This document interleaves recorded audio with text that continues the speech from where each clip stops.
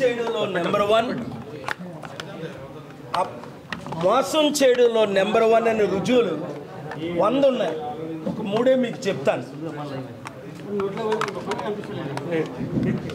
Dollar 56 రూపాయలు ఉన్నప్పుడు ప్రధానమంత్రి అయినప్పుడు డాలరు ఈక్వల్గా రూపాయి అయిపోద్ది అన్నారు. ఇప్పుడు ఒక డాలరు 86 రూపాయలు అయింది.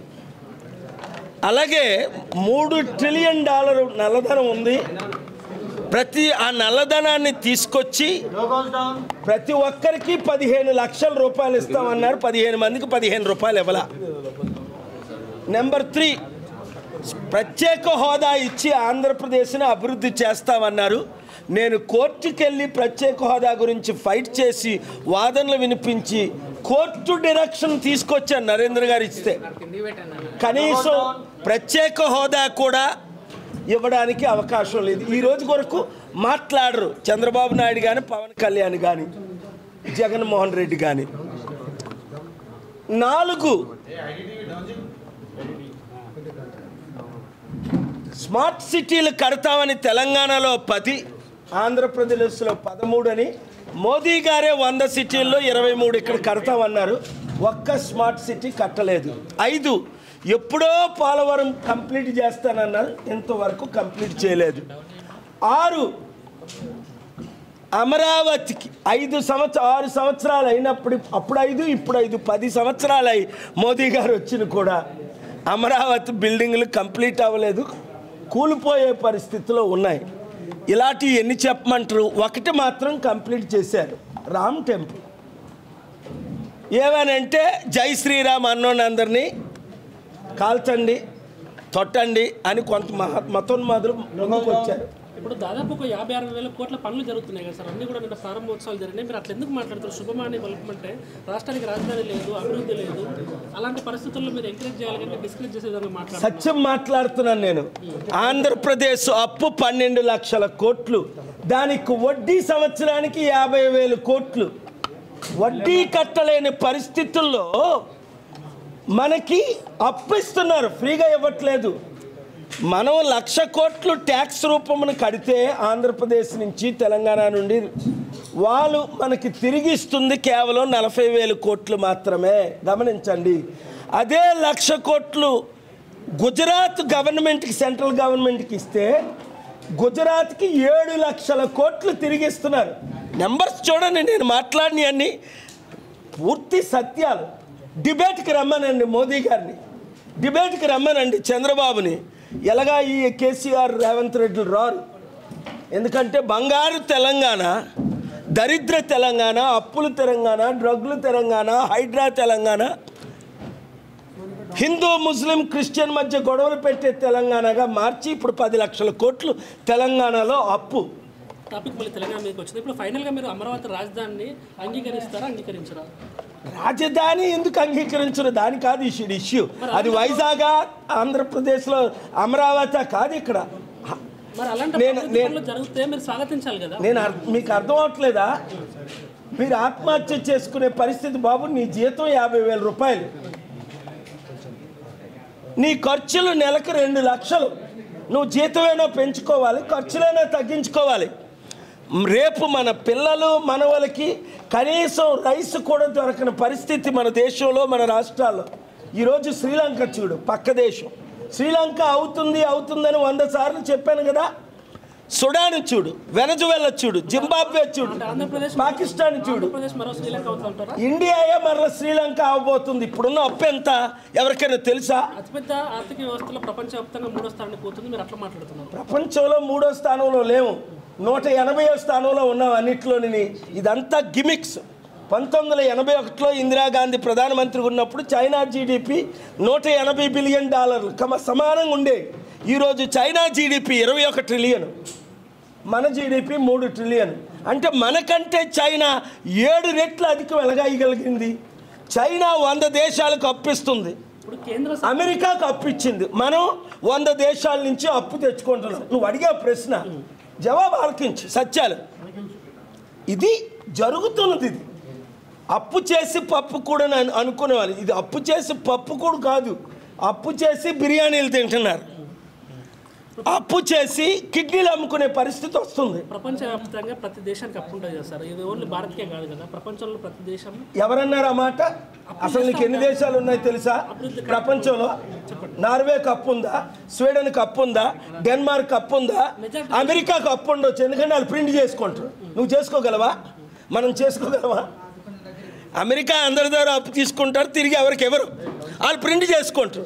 మనకు అలాంటి పరిస్థితి ఉందా? ఇప్పుడు పాకిస్తాన్ ఏమైపోయింది, శ్రీలంక ఏమైపోయింది? అప్పు కట్టకపోతే అప్పు ఇచ్చిన దేశాలు కొలాప్స్ చేసేస్తాయి ఆ దేశాలు. కనుక మన భారతదేశం అప్పు ఇవ్వవలసిన స్థానంలో ఉండాలి సరికదా. అప్పుడు కాంగ్రెస్ గవర్నమెంట్ 14 మంది ప్రధానమంత్రులు, బాగా ఆలకించండి, 14 మంది ప్రధానమంత్రులు 54 సంవత్సరాల్లో వారు చేసిన అప్పు సంవత్సరానికి 1,00,000 కోట్లు మాత్రమే, సంవత్సరానికి. ఇప్పుడు మోదీ గారు చేస్తున్న అప్పు నెలకి 1,00,000 కోట్లు దాటింది. ఇది సత్యమా కాదా? అందుకనే నా బుక్ చదవండి, సేవ్ ఇండియా ఫ్రమ్ మోదీ, త్వరలో రిలీజ్ చేస్తున్నాం. 41 రీజన్స్ మోదీని ఓడించి కేఏ పాల్ని ప్రధానమంత్రి చేస్తే అప్పులు తీర్చి ప్రపంచ దేశాల నుంచి డబ్బు తీసుకొచ్చి ప్రపంచ దేశాల్లో మన నెంబర్ 1 దేశం. ఇప్పుడు నెంబర్ 8 కాదు, నెంబర్ 80 కూడా కాదు, 182లో మనం ఉన్నాం. క్రైమ్లో నెంబర్ 1 మనం, అప్పుల్లో నెంబర్ 1 మనం, అవినీతిలో నెంబర్ 1 మనం, ఈవీఎంలు మోసం చేయడంలో నెంబర్ 1 మనం, హిందూ ముస్లిమ్స్ మధ్య గొడవ పెట్టడంలో నెంబర్ 1 మనం, హిందూ క్రిస్టియన్ మధ్యన గొడవ పెట్టడంలో నెంబర్ 1 మనం, నిరుద్యోగ సమస్యలో 60% నెంబర్ 1 మనం, దేంట్లో నెంబర్ 1. అయితే ఇండియా మరి అప్పుల పాలు కాకుండా ఉండాలంటే ఏం చేయాలి? ఒకటే మార్గం, ఈ దేశాన్ని మన తెలుగు 2 రాష్ట్రాల ప్రజలు ప్రజాశాంతి పార్టీని గెలిపించాలి. 7569441275 గ్రూపులు పెట్టాలి. మీరు ఒక్కొక్కరు 100 మందిని 1000 మందిని చేర్చాలి. చాలా సీరియస్ పరిస్థితి ఉంది. వారు అదే అడుగుతున్నారు లీడర్స్ అందరూ. మీరేంటి అమెరికాను వదిలేశారు, ప్రపంచాన్ని వదిలేశారు, యుద్ధాలు ఆపడం మానేశారు, రష్యా యుక్రెయిన్ వెళ్ళట్లేదు, ఇప్పుడు పాకిస్తాన్ అయినా వెళ్తారా? ఎందుకంటే ప్రపంచంలో ఎక్కడ యుద్ధం అయినా, ఎక్కడ ఎర్త్క్వేక్ అయినా నేనే ఉండేవాడిని. అలాంటిది మన దేశంలో ఎందుకు ఉంటున్నాను? మన దేశాన్ని బాగు చేయాలంటే మన రాష్ట్రాలని బాగు చేసుకోవాలి. మన రాష్ట్రాలు బాగు చేస్తే దేశం బాగుపడుతుంది, మన దేశం ద్వారా ప్రపంచం బాగుపడుతుంది, మనం బాగుపడుతుంది. చాలా డేంజరస్ సిచ్యువేషన్లో ఉన్నాం. India is the best country in the world with all it's potentiality, but in the hands of the wrong people, destroying it's economy, it's democracy, it's secularism and it's everything. Sir ఇప్పుడు యుద్ధం వచ్చే అవకాశాలు ఏమైనా ఉన్నాయనుకోవచ్చా? ఇది జరుగుతుంది యుద్ధమే, ఏదో ఒక విధంగా వాళ్ళు యుద్ధం చేయాలి. అందుకనే ఆ యుద్ధాన్ని ఆపడానికే నేను పాకిస్తాన్తో చర్చలు జరుపుతున్నాను, ఇండియన్ లీడర్స్తో చర్చలు ఎందుకంటే 2 దేశాల నాయకులు ఆ కాలం నుండి బెనర్జీ భుట్టో సమయం నుండి భుట్టో ఫాదర్ నాకు అందరూ పరిచయం. నేను పాకిస్తాన్ వెళ్ళడం మీరు చూశారు, అక్కడ ప్రెసిడెంట్లు నన్ను ఎంత గౌరవిస్తారో చూశారు. ఈ యుద్ధాలు అన్నది మనం ఆపాలి. ఆ ఆపే శక్తి దేవుని కృపలో నా ఒక్కడికి మాత్రం ఉంది. మా చర్చలు సఫలం అవ్వాలని మీరు ప్రేయర్ చేయండి.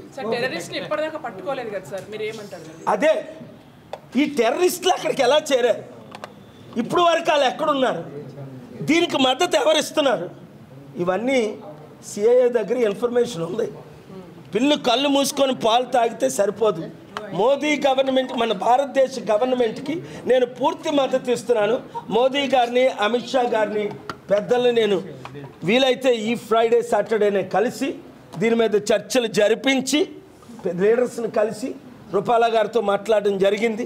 లీడర్స్ని కలిసి ఏ విధంగా మన సైడ్ నుంచి టెన్షన్లు తగ్గాలి. ఎందుకంటే పాకిస్తాన్ ఛాలెంజ్ చేస్తుంది, మా దగ్గర ఆటం బాంబు ముందు మర్చిపోకండి, హైదరాబాద్ మీద పడేస్తాం, ఢిల్లీ మీద పడేస్తాం, బాంబే మీద పడేస్తాం. ఏమవుతాయి మన సిటీలు? ఒక్కొక్క సిటీలో 2 కోట్ల జనాభా సర్వనాశనం, బూడిదైపోతారు.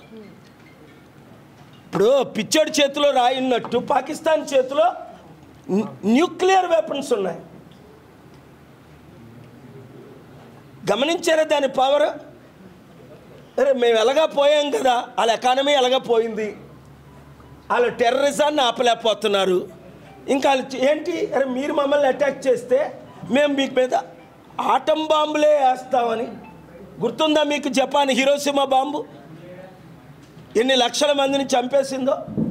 ఇప్పుడున్న బాంబులు, ఒక్క బాంబు పడితే హైదరాబాదులో కానీ ఢిల్లీలో కానీ, బాంబేలో కానీ, కలకత్తాలో కానీ, చెన్నై, బెంగళూరులో కానీ వాళ్ళు టార్గెట్ చేసిన 6 సిటీల్లో ఏ సిటీలో పడినా ఒక్కడ మిగలడు, బూడిదైపోతారు. కనుక శాంతి కొరకే నా ప్రయత్నం అంతా, శాంతి కొరకే నేను వెళ్ళాను, శాంతి చర్చలే నేను జరిపించాను.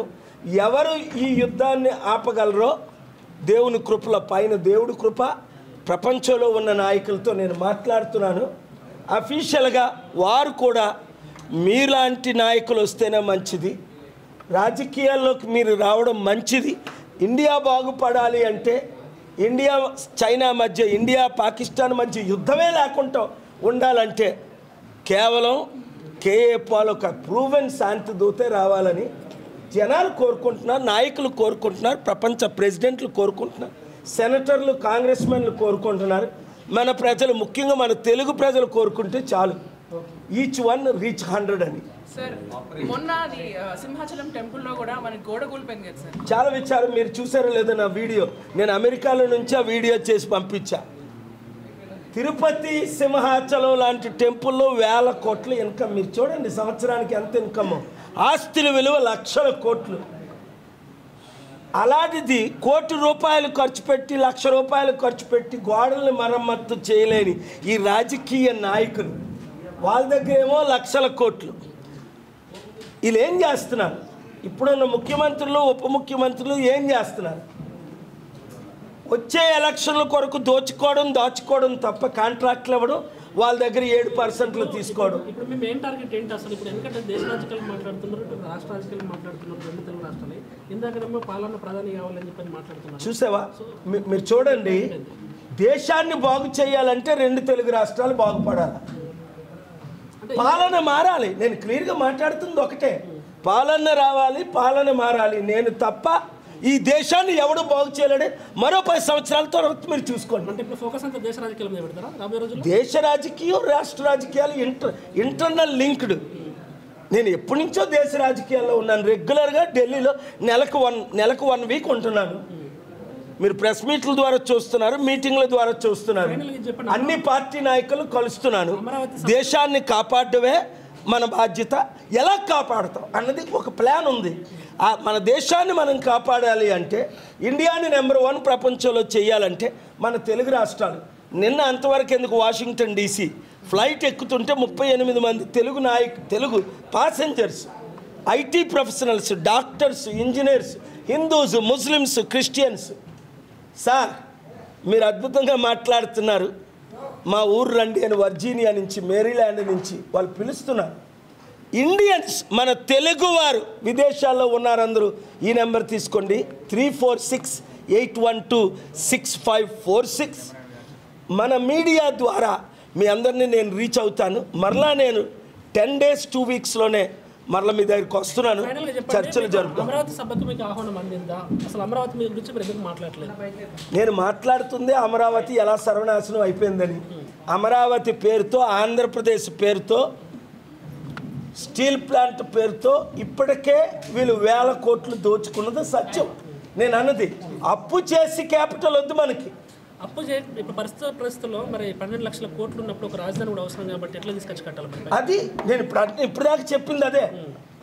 ఎలా రాజధాని కట్టాలంటే గుజరాత్ ఎలా కడుతున్నారు అలాగే. గుజరాత్కి 1,00,000 కోట్లు మనం ట్యాక్స్ రూపం గుజరాత్ ఇస్తే 7 లక్షల కోట్లు తిరిగిస్తున్నారు. ఆంధ్రప్రదేశ్ని ప్రత్యేక హోదా చేయమని 10 సంవత్సరాల నుంచి పోరాడుతున్నప్పుడు జగన్మోహన్ రెడ్డి కేసులకు భయపడి ఆయన ప్రత్యేక హోదా గురించి ఫైట్ చేయలేదు. నిన్న స్టేజ్ మీద చంద్రబాబు నాయుడు ఓటుకు నోటు కేసులు లాంటి కేసులు 30-40 ఉన్నాయని ఆయన ప్రత్యేక హోదా గురించి ఫైట్ చేయట్లేదు మోదీ గవర్నమెంట్తో. పవన్ కళ్యాణ్ మోదీకి తొత్తు అయిపోయాడు. ఇంకా నేను తప్ప ప్రత్యేక హోదా కొరకు ఆంధ్రప్రదేశ్ హైకోర్టుకి వెళ్ళి వాదనలు వినిపించి ప్రత్యేక హోదా వస్తే అప్పులు ఎలా తీరుతాయి, లక్షల కోట్ల ఆదాయం ఎలాగొస్తుంది, 100 కంపెనీలు ఎలాగొస్తాయి అని నేను క్లియర్గా వాదనలు వినిపించి కోర్టును ఒప్పించి ప్రత్యేక హోదా కొరకు ఆర్డర్ తీసుకొచ్చాను. ప్రస్తుతం ఉన్న పరిస్థితుల్లో ఏ రాష్ట్రానికి కూడా ప్రత్యేక హోదా ఇచ్చే పరిస్థితి లేదు. కేంద్రం గతంలో కూడా చాలాసార్లు స్పష్టం చేసింది.